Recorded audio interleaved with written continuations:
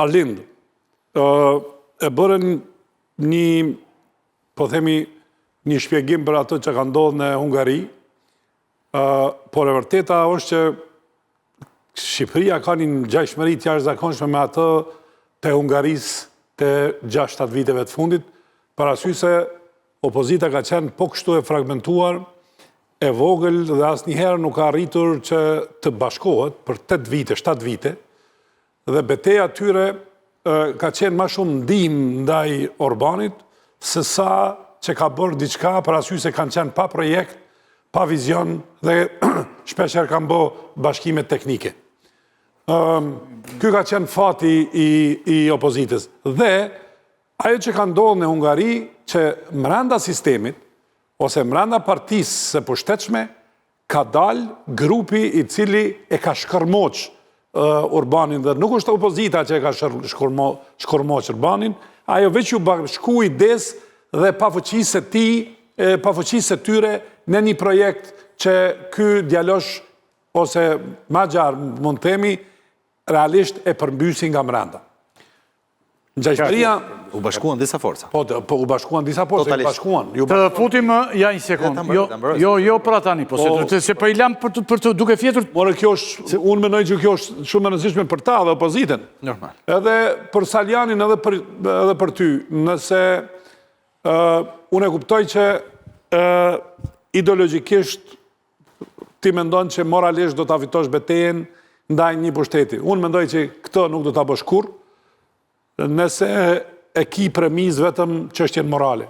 Parasysh se nuk depërton ky model i moral i ideologjisë që ti udhëheq të secili njeri i cili nuk e ka interesin konkret tek ty. Tash, se si do të ndërtohet në vitet e ardhshme ky fragmentim i opozitës në Shqipëri, unë mendoj që duhet ta gjeni rrugën. Kjo që keni bërë deri më tash e ka një pengesë serioze. Pengesa serioze është Sali Berisha dhe Partia Demokratike. Dhe ky është ndoshta pika që e pengon opozitarizmin e vërtet, se nëse ka diçka që i shkon po themi opozitës hungareze karshi Orbanit, është Partia Demokratike e cila e luan të njëjtin rol për vite, ose që nga viti 2020, se prej kur ka ardhur Berisha, si një model i politikanit të vjetër, i cili nuk ka asnjë mënyrë, asnjë shans dhe asnjë vizion për ta zëvendësuar pushtetin.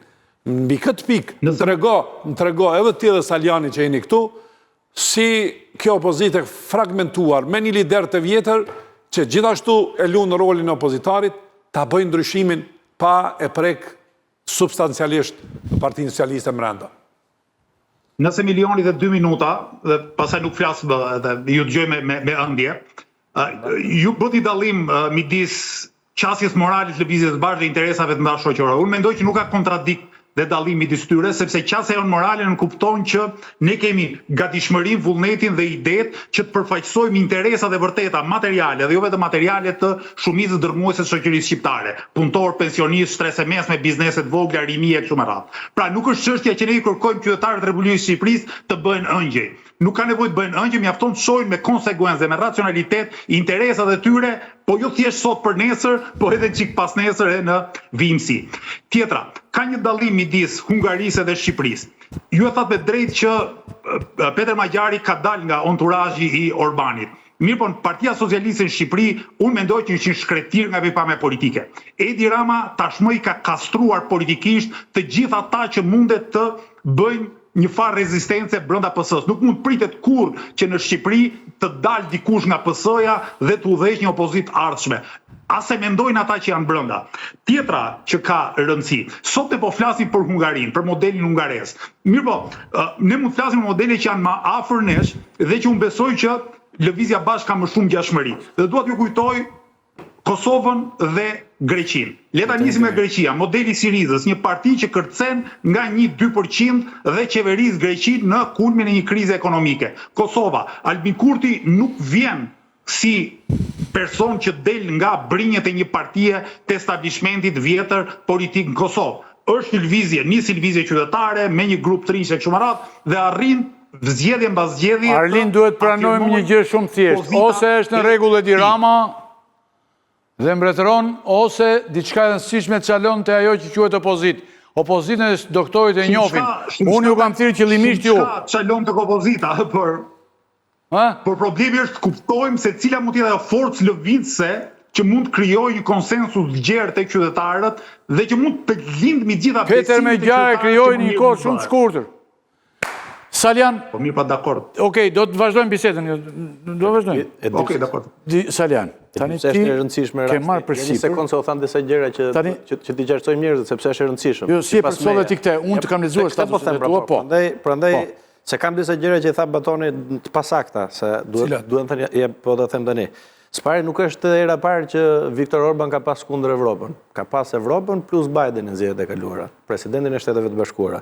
Pra, ju thatë që këtë herë nuk u bë Evropa për të mbështetur opozitën. Pra, nuk ka të bëj vetëm me këtë gjë.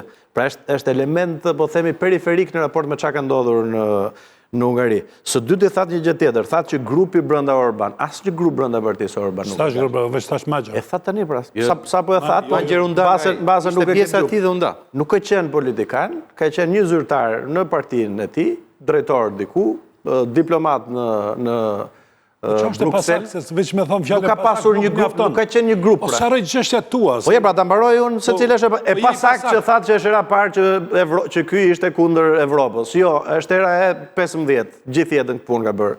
Thatë që doli një grup, jo, doli një person që nuk ishte në politik, ka qenë zyrtar, u nda në një moment se këtu i filloi rënja Viktor Orbanit, siç edhe situata që është sot në Shqipëri me qeverisjen, që u korruptuan gjithë njerëzit e afërt dhe nga ana tjetër u rënuan moralisht në një rast skandali ku një person i dënuar për ngacmim seksual fëmijëve ishte bërë drejtori një, po themi, qendre për fëmijë. Dhe këtu shkarku ministri e drejtësisë, presidenti, dhe këtu nisi dhe ky zotëria të dalë përballë.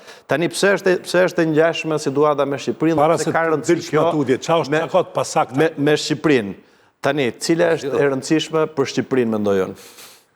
Edhe këtu ka një gjë nga opozita kryesore. Pra, Sali Berisha thot nga mëngjesi darkë, e keni dëgjuar dhe kjo është një prej arsyeve që unë kam nisë lëvizje, që Edi Rama nuk mundet me vot. Apo ja, sepse ka autokraci. Ja ku është një rast i ngjashëm. Viktor Orbani kishte, sipas, po themi, analizave që bëjnë institutet më prestigjioze, por edhe mediat e rëndësishme. 80% të mediave nën kontroll. Pasurimin e njerëzve të afërt dhe rrethin ekonomik, atë që disa këtu i quajnë oligark, disa i mund të quajnë bizneset lidhura me qeverinë,